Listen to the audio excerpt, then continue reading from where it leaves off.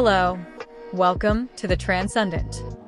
In this video, we'll learn HTML dates and times. And how does this function works? Dates and times, let's get into it. Anyone who is programmed in any language knows that working with time-related data can quickly become chaotic. Fortunately, HTML simplifies this process. HTML provides a dedicated element for marking anything related to timestamps, including individual moments, full dates, or defined durations, the time element. We use the time element to structure time-related data so that both browsers and other systems can interpret it accurately. Time is tricky, but HTML keeps it neat. The time element ensures computers don't misinterpret your carefully planned schedules. The time element consists of an opening and closing tag defining a specific moment in time. For example, an opening time tag followed by May 8th, then the closing time tag. Alternatively, dates can be formatted with a year, May 8th, 2025.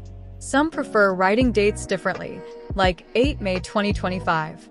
We can use any human-readable format between the tags. This is the content displayed on the web page, what people genuinely perceive and experience. Dates may look different, but the time element ensures websites display them properly. The whole purpose of the time element is to make sure computers can interpret the exact moment or duration it represents. To achieve this, we use something called an HTML attribute.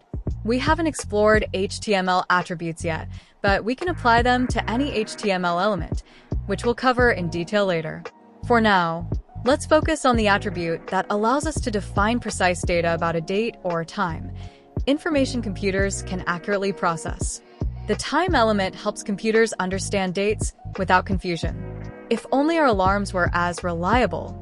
In HTML, the element name always comes first, positioned immediately after the opening less than sign. Next, we add a space, then write the attribute name, followed by an equal sign, and finally place the attribute value inside quotes. For the time element, we use the datetime attribute, written as datetime, all one word. For example, datetime equals 2025-05-08. The datetime attribute follows a specific machine-readable format, ensuring accuracy when processing time-related data. Since consistency matters, we must adhere to this standardized format. Computers love precision. If only people followed meeting times as strictly as HTML datetime. May 8th can be formatted as May 8th when including the year. Regardless of how dates are written for people, the machine-readable version in the datetime attribute follows a strict format: year, month, and date. For example, May 8th, 2025, the year in 4 digits, the month in 2 digits, and the day in 2 digits. Alternatively, if we only have a month and year, we omit the day. Or if we only have a year, we simply use the 4-digit year value. Key takeaway: computers prefer precision. Too bad humans can't agree on one way to write dates. We don't always need to spell out the full date. Websites often display timestamps in natural phrases like 2 hours ago or 20 days ago, making them more user-friendly. However, the datetime attribute still follows a strict machine-readable format, ensuring accuracy for data processing. Humans can write dates in multiple ways, but computers require a standardized structure to interpret them correctly. People have flexibility with dates, but computers demand structure. We can also define time values using the time element. The machine-readable format follows a 24-hour clock system. Seconds and fractional seconds can be included or omitted. We can also specify a time zone. For example, 1545 to 0500 represents 1545, 3:45 p.m. in a time zone 5 hours behind Greenwich Mean Time, GMT, the same as New York City's time zone. Of course, we can combine both date and time.